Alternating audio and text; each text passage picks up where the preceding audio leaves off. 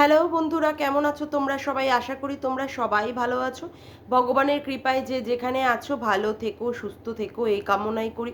মামনের মনের কথাতে তোমাদের সকলকে সুস্বাগতম। আমিও খুব ভালো আছি। আবার আরেকটি নতুন কন্ট্রোভার্সিয়াল ভিডিও নিয়ে তোমাদের সামনে চলে এসেছি। আজকে ক্যাথাকুরানি ভ্লগ দিয়েছে বাবা। গতকাল হাইকোর্টে গিয়েছিল, সেখান থেকে তারপরে সে ভিউয়ার্সদের সঙ্গে দেখা করেছে, তাদের থেকে গিফট নিয়েছে, তাদেরকে খাইয়েছে, তারপরে রাতের বেলায় এসে সে চিৎপটাং দিয়েছে। স্বাভাবিক কথাই, অনেক পরিশ্রম গেছে, অনেক ধকল গেছে, চিৎপটাং তো দেবেই, এটাই ন্যাচারাল, হোয়াইট ন্যাচারাল। তারপরে সে কি বলছে আজকে সকালবেলায়, মানে আজকে যে ব্লগটা সে দিয়েছে সেখানে সে বলছে সকাল 9:30টার সময় সে ঘুম থেকে উঠেছে। এটাই হচ্ছে মূল বিষয়, যে সে কি কি ধরনের মেয়ে বা কি ধরনের বউয়ের ভূমিকা সে শ্বশুরবাড়িতে পালন করেছিল। সে মানে রাতের বেলায় দিকে সে ঘুমাতো না, আর ভোরের বেলায় ঘুমিয়ে সে অনেক বেলা করে সে বিছানা ছাড়তো, যেমন এখন সে করছে বাপের বাড়িতে। শ্বশুর বাড়িতেও সেই নিয়মটি সে চালিয়ে এসেছে। তাহলে কোনো বাড়িতে যদি কোনো মহিলা মানুষ যদি 9:30 অবধি ঘুমিয়ে থাকে, তাহলে তাদের বাড়িতে তাহলে অন্যান্য যে কাজগুলো থাকে তাহলে কি হয়? একদম স্বাভাবিক নিয়মে আরও দেরি হয়ে যেতে থাকে। তাহলে কোনো বাড়ির শাশুড়ি বা কোনো বাড়ির মা যদি ভোরবেলা থেকে উঠে খাটতে থাকে, তাদের বাড়ির মেয়ে বা বউ যদি বেলা 9:30 অবধি ঘুমায়, তাহলে সেক্ষেত্রে তাদের বাড়ির মা বা শাশুড়ির মনের তাহলে কি অবস্থা হতে পারে, যে একা একটা মানুষ ওই রকমভাবে খেটেই যাচ্ছেন ভোরবেলা থেকে, আর তাদের বাড়ির বৌমা বা মেয়ে চিৎপটাং দিয়ে ঘুমিয়ে পড়েছে। যাই হোক, সেটা বড় কথা না। তারপরে সে কি করলো? তারপরে সে দেখালো যে তার মায়ের সাথে সে আংটি বানাতে যাচ্ছে। অর্থাৎ কোন আংটি? ওই যে প্রবাল, তারপরে কি সমস্ত পাথর তার মা কিনে এনেছিল, শনিবার ছিল বলে সে যেতে পারেনি, তাই সেই দিন সে যাচ্ছে। ভালো কথা। যাওয়াতে তারপরে সে টোটো আসলো, টোটোতে করে উঠলো। ও তার আগে অবশ্য তার বোনকে জিজ্ঞাসা করলো যে কি দিয়ে সে ভাত খাচ্ছে। তার বোন অর্থাৎ ওই বাচ্চা মেয়েটি যে এবার 12 পরীক্ষা দিয়েছে, সে বলল ডাল, ঢ্যাঁড়স ভাজা আর আলু ভাজা দিয়ে। তখন তাকে ব্যঙ্গ করে বলল তুই ঢ্যাঁড়স ভাজাই খা। আচ্ছা। তারপরে তার টোটো আসলো, টোটোতে করে উঠলো, উঠে তারপরে তার মা আর মেয়ে দুজনে কোথায় গেল? সোনার দোকানে, যেখানে আবার তাকে সানিয়া মির্জার নাকছাবি দেখাতে হয়েছে। ওই তো মুখ, ওই তো বদন, তার ওপরে আবার সানিয়া মির্জা। বাবা রে বাবা, মানে কি আর বলবো, লোকের কাছে যদি টাকা এসে যায় একবার, তাহলে সে ধরাকে সরা মনে করতে থাকে। যাই হোক, সেটা বড় কথা নয়। বড় কথা হচ্ছে কি, তারপরে তারা ওইসব দেখালো টাকালো, তারপরে কি হলো, তারা আইসক্রিম কিনলো। কি আইসক্রিম? দই আইসক্রিম। আমি অবশ্য খাইনি, এই প্রথমবার নাম শুনলাম, হতেই পারে। দই আইসক্রিম তারা খেলো, তারপরে মন্দির দেখালো, সেখান থেকে আরও অনেকগুলো আইসক্রিম কিনলো। কিনে তারপরে কি করলো, কিনে তার মাঝখানে আবার একটা জামা, কোনো একটা কাটা জামা, সেটাকে মনে হয় চেঞ্জ করেছিল, চেঞ্জ করে নিয়ে তারপরে তারা দুজনে মিলে বাড়িতে ফিরলো। যথারীতি বাড়িতে ফিরলো। বাড়িতে ফিরেই দেখালো তার দাদা আর তার বৌদি ফিরে এসেছে। আর ওই উলঙ্গ দাদাটা সারা জীবন উলঙ্গপনাই দেখিয়ে যাবে, হাজারবার বলার পরেও একটা জামা তার গায়ে কোনো দিন আর জুটবে না। সে ওই রকমভাবেই খালি গায়ে বোনের ক্যামেরার মধ্যে চলে আসবে, মানে একেবারে যাচ্ছে তাই ফ্যামিলিটা হচ্ছে একেবারে নচ্ছার, আর একদম যাচ্ছে তাই। যাই হোক, তারপরে কি দেখালো? তারপরে দেখালো তারা খাওয়া দাওয়া করলো, দুপুরবেলায় খেয়ে দিয়ে শুয়ে পড়লো। শোয়ার পরে বিকালবেলা উঠে ওরে বাবা, সে কি নাচন আর নাচন! সে একদম ঠাম্মি তো, মানে সেই নাগিন নাগিন নাগিন নাগিন। তারপরে আবার তার দাদা আবার কি নিয়ে, তার দাদা আবার বেলুন চাকির ওই বেলনাটাকে নিয়ে এইরকম করে ওই বেলনাটাকে দিয়ে মনে হচ্ছিল কি 5-10টা একদম ওর পাছার মধ্যে কয়েকটা বাড়ি। একটা জলহস্তি, একটা ভুসকুমড়ো, কোনো বোধ বুদ্ধি নিয়ে একটা পাগলা ছাগলা ছেলে, কোনো কাজ করে না, কাম করে না, শুধু মেয়েদের পিছনে পিছনে শুধু নাগিন নাগিন নাগিন নাগিন মারাচ্ছে। আর তারপরে তার মা কি করছে, কি সুন্দর করে ক্যামেরা ধরে রয়েছে।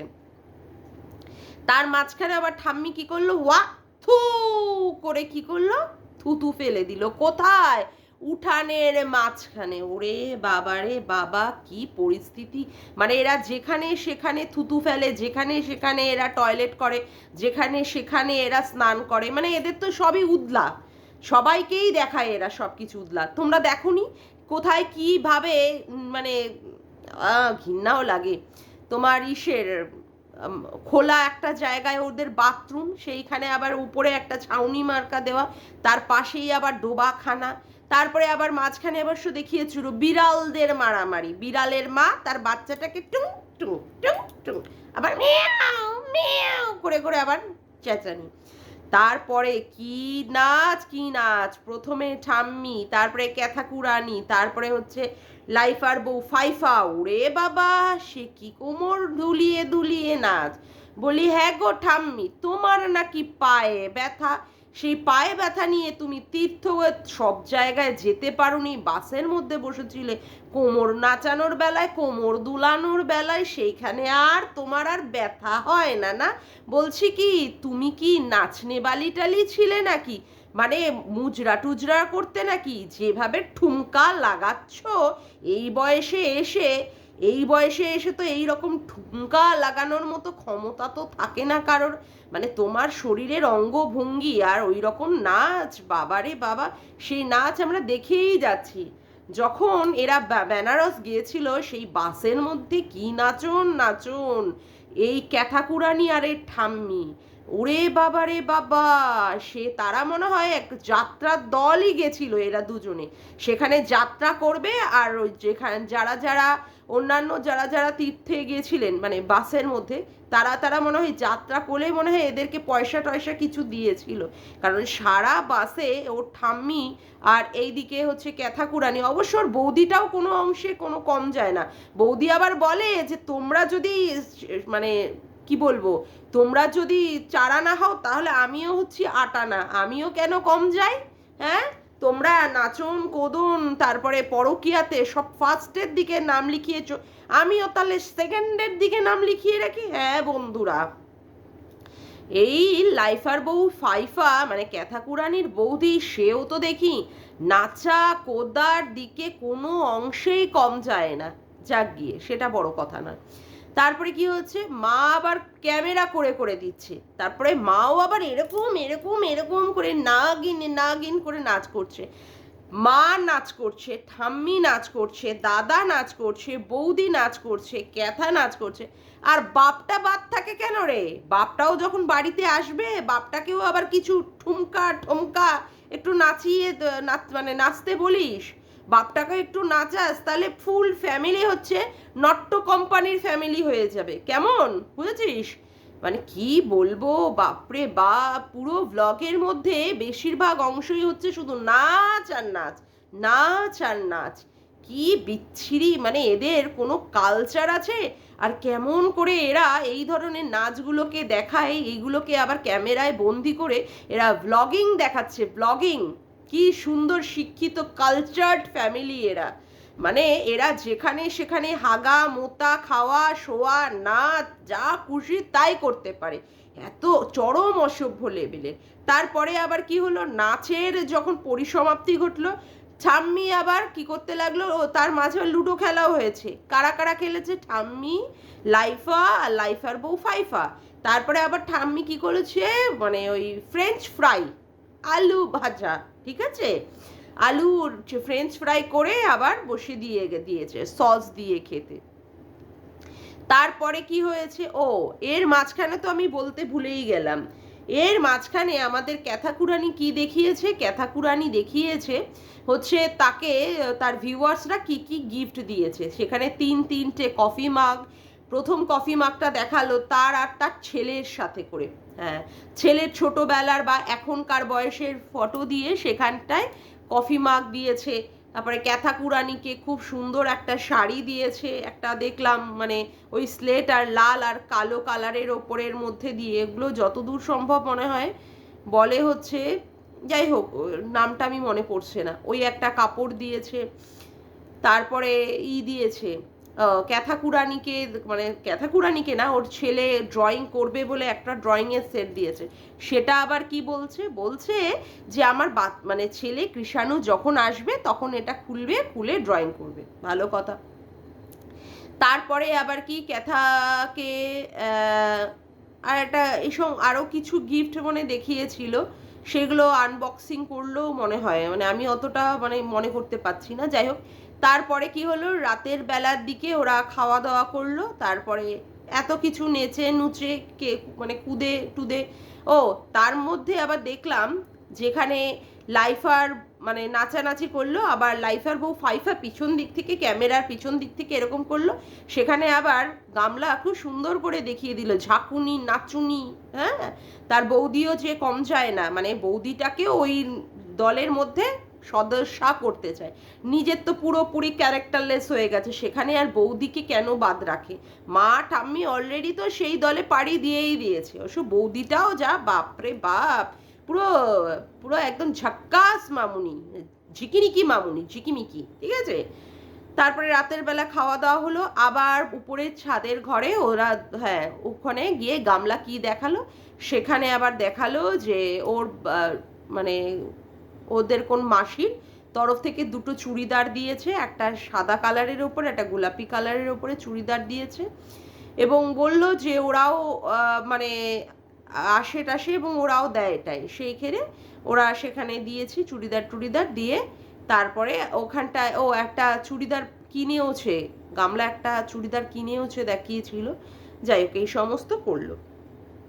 এখন মোদ্দা কথা হচ্ছে যে এই পরিবেশে বাচ্চা এসে মানুষ হবে, যেখানে মা নিজেই শিক্ষিত নয়, যেখানে মা নিজেই ঠিকঠাকভাবে মানুষ হতে পারেনি, যেখানে মা নিজেই এখনো বাচ্চা, যেখানে মা নিজেই এখনো পর্যন্ত তার শিক্ষার অভাব রয়েছে, যেখানে মা নিজেই সুরক্ষিত নয়, যেখানে মা নিজেই বেলা করে ঘুম থেকে ওঠে, যেখানে মা নিজেই রাস্তায় বসে বসে নেচে, ঘরের মধ্যে বসে বসে নাচা কোদা করে, সেখানে কিনা আসবে তার ছেলে।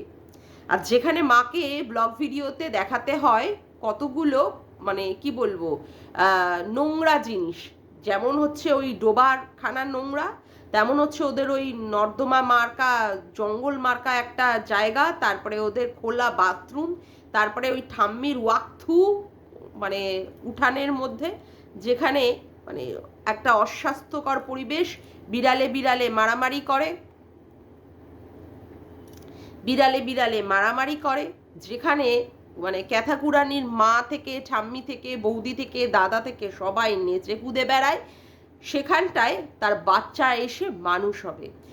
এই রকম অস্বাস্থ্যকর পরিবেশে কোনো বাচ্চা এসে মানুষ হতে পারে বন্ধুরা? কোনো বাচ্চা যেখানে কোনো শিক্ষার সও নেই, যেখানে কোনো মানে কি বলবো সুন্দর একটা ভালো সুস্থ পরিবেশই নেই, যেখানে অল টাইম বয়স্ক লোকে থেকে শুরু করে তারা সবাই রিলস বানাতে ব্যস্ত, তারা সবাই নাচতে ব্যস্ত, তারা সবাই মানে কি বলবো মানে নোংরা জিনিস, ফালতু মানে বাজে জিনিস, অশিক্ষার মানে জিনিসগুলো যারা প্রমোট করতে ব্যস্ত, তাদের কাছে শিক্ষার মূল্যই নেই। তাদের কাছে একটা বাচ্চা এসে কি শিখবে? ওই রিলস বানানো শিখবে, ক্যামেরা ধরা শিখবে, লুডো খেলা শিখবে, ওয়াক তুক পড়া শিখবে, মানে জঙ্গলে বস্তিতে সেখানে বসে বসে দাঁড়িয়ে দাঁড়িয়ে হিসু, টয়লেট মানে ওই যাই হোক হিসু, তারপরে পটি, তারপরে হচ্ছে বিড়ালে বিড়ালে মারামারি, মানে ওই সমস্ত দেখবে আর মানুষ হবে। তাদের বাড়িতে তো কোনো পড়াশুনো হোক বা কোনো কালচারের কোনো জিনিস হোক, যে ভালো একটা কবিতা আবৃত্তি শেখানো বা ভালো একটা গান শেখানো, ভালো একটা কি বলবো সুন্দর একটা আঁকা মানে শেখানো, বা এ ধরনের যাদের মধ্যে সংস্কৃতিতেই নেই, যাদের মধ্যে সারা দিন ধরেই শুধু কি চলছে, নাচনি গাউনি এই সমস্তগুলো চলছে, আর যেখানে ক্যাথার পয়সা দিয়েই যেখানে পুরো সংসারটা চলছে, যেখানে ওদের পুরো সংসারটাই চলছে ক্যাথার, দুটো আইসক্রিম কিনলে সেখানে ক্যাথার পয়সা, দুটো বাজার করতে গেলে যেখানে আগে ক্যাথাকে চলে যেতে হচ্ছে যে সেখানে টাকা দিয়ে সেইখানটায় তাকে পয়সা দিয়ে তার জিনিসপত্র কেনা, একটা মাছ হোক, একটা সবজি হোক, একটা ফুল হোক, সেখানে সব কিছুই ক্যাথার পয়সা দিয়ে, সেখানটায় তাদের পুরোটাই হচ্ছে এই মানে ক্যাথাকুরানির পয়সা দিয়ে, যেখানে তার মা নিজেই অসুরক্ষিত, যেখানে তার মায়ের নিজেরই কোনো কিছু মানে সুরক্ষিত স্থান নেই, সেখানে একটা বাচ্চা এসে কি করে মানুষ হতে পারে? তোমরা আমাকে একটা কথা বলো। সেখানে বারংবার বলা হচ্ছে বাচ্চা মায়ের কাছেই যাবে। হ্যাঁ, অবশ্যই বাচ্চা মায়ের কাছে যাওয়া উচিত, বাচ্চা মায়ের কাছেই থাকা উচিত, কিন্তু মাকেও তো সেই রকম একটা সুস্থ পরিবেশ গড়ে তোলা উচিত যেখানে তার বাচ্চাটা সুন্দরভাবে সুন্দর মানে ওয়েতে মানুষ হতে পারে। আজকে মা কিভাবে আজকে রিলস বানাচ্ছে, তার সাথে তার মানে দিদিমার রিলস বানাচ্ছে, তারপরে ক্যাথার ঠাম্মি রিলস বানাচ্ছে, এই হচ্ছে তাদের মানে কি বলবো কালচার। নাচ তাকে প্রমোট করছে, তা আবার কি মানে ঠুমকা নাচ, একটা কালচার্ড ওয়েতে, একটা সুন্দর ওয়েতে, কোনো একটা মানে কি বলবো রবীন্দ্রসঙ্গীত হোক বা নজরুল গীতি হোক, সেই নাচটাকে একদম ভালোভাবে ট্রেন্ড হয়ে সেই নাচটা দেখানোর মধ্যেও একটা অনেক মানে আর্ট থাকে, সেইগুলো না, যত সব ছ্যাবলামি না মার্কা ভাসান মার্কা ডান্স, সেইগুলোকে এরা নেচে নেচে সেইগুলোকে এরা প্রমোট করছে। তাহলে তার বাচ্চা এসে কি শিখবে? আচ্ছা, এবার last but not the least point, আগে সন্দীপকে মানে আমার সত্যি হাসি পাচ্ছিল, সন্দীপকে যখন মানুষে বাচ্চাকে দেখিয়ে মানে বাচ্চাকে দেখে বাচ্চার প্রতি ভালোবাসার মানে সে যখন লোকে গিফট দিয়েছিল তখন কি বলা হয়েছিল, আরে এইগুলো হচ্ছে ভিক্ষাবৃত্তি, লোকে ওদেরকে টাকা দিচ্ছে সব হোয়াটসঅ্যাপের গ্রুপের মাধ্যমে, এইগুলোকে বন্ধ করা উচিত, এইগুলো হচ্ছে সিন্ডিকেট রাজ। কি করে এত টাকা পয়সার মালিক হওয়ার পরেও সন্দীপ কি করে এত এত গিফট নিতে পারে? কত কত কথা। আজকে যদি সন্দীপের গিফট নেওয়া নিয়ে কথা বলতে শুরু করি, মিনিমাম মানে নাই নাই করে আমার ভিডিওটা প্রায় 2 ঘন্টার মধ্যে হয়ে যাবে। সেখানে তো মানে আমাদের সীমাদিকে যাচ্ছে তাই ভাবে আক্রমণ করা হয়েছে। আজকে আজকে ক্যাথাকুরানিকে তার ভিউয়ার্সরা গিফট দিচ্ছে এবং সেই গিফটের সাথে বাচ্চার জন্য গিফট দেওয়া আছে। আজকে এই নিয়ে কেউ কোনো কথা বলবে না, ঘোড়ামুখী দালাল তো বলবেই না, আর আমাদের হ্যালো গাইস দাদাও কোনো কথা বলবে না। এর বেলায় কোনো অসুবিধা নেই, এর বেলায় হচ্ছে এগুলো কি, এগুলো আর ভিক্ষাবৃত্তি নয়। আজকে আমাদের কাছে ক্যাথাকুরানি দেখাচ্ছে তার বাচ্চাকে লোকে কফি মাগ দিয়েছে, তারপরে বাচ্চাকে দিয়েছে মানে ড্রয়িং করার জিনিস দিয়েছে, বাচ্চাকে মনে হয় যতদূর সম্ভব একটা জামাও দেখলাম আমি, একটা জামাও দিয়েছে, তারপরে তাকে কাপড় দিয়েছে। এইগুলো যেগুলো আসছে আজকে, এইগুলো আর ভিক্ষাবৃত্তি নয়। মানে কথা হচ্ছে মানুষ টু মানুষ ভ্যারি করে। সেখানে যদি সন্দীপ হয়ে যায় গিফট নেওয়ার ক্ষেত্রে, সেখানে সন্দীপ ভিক্ষাবৃত্তি করছে। সন্দীপ এত টাকা পয়সা থাকা সত্ত্বেও সে তার বাচ্চাকে নিজে কিনে দিতে পারছে না। কত অসহায় ফুটপাতের ছেলেপুলেরা যারা পড়াশুনো করতে পারে না, দুবেলা দুমুঠো খেতে পারে না, তাদেরকে মানুষ দেয় না। আর ক্যাথাকুরানি কি ইনকাম করতে পারে না, না ইনকাম করতে জানে না, কোনটা? আজকে সেই ক্যাথাকুরানিকে লোকে গিফট দিচ্ছে, লোকে এটা ওটা সেটা দিয়েছে, এর বেলায় আমাদের দালাল দিদি স্পিকটি নট। হ্যাঁ দিদি, এই বেলায় তোমার কোনো কথা হবে না, কারণ তুমি ভালোই জানো তুমি একটা খোঁচা মারলে এরা তোমাকে পাল্টা কিন্তু বোম ছুঁড়ে মারবে। এমনিতেই তুমি মানে কি বলবো, তুমি একদম ওই দল থেকে পুরো লাত খেয়ে পদুলটে পড়ে রয়েছো। তোমার তার জন্য নামই হয়ে গেছে লাতখোর ঠ্যাংতোলা দালাল। তোমাকে সমাজসেবক দাদা গামলা সব একসাথে প্ল্যান করে তোমাকে পুরো হাঁটিয়ে দিয়েছে। সেই জন্য তুমি এখন এত সত্যি কথা বলো, সত্যি কথার মধ্যে তোমার এই ক্যাথাকুরানির গিফটের কথা তুমি বলতে পারবে না, এর ক্ষেত্রে তখন পুরো জিপ। হ্যাঁ, এটাই এটাই তুমি এত নিরপেক্ষ বিচার করো যে নিরপেক্ষতা এখানে আর দেখাই যাবে না। তবে আমি একটা কথাই বলবো, বাচ্চা যেখানটায় আছে ফার বেটার মানে এই ক্যাথাকুরানিদের বাড়ির থেকে ফার ফার বেটার।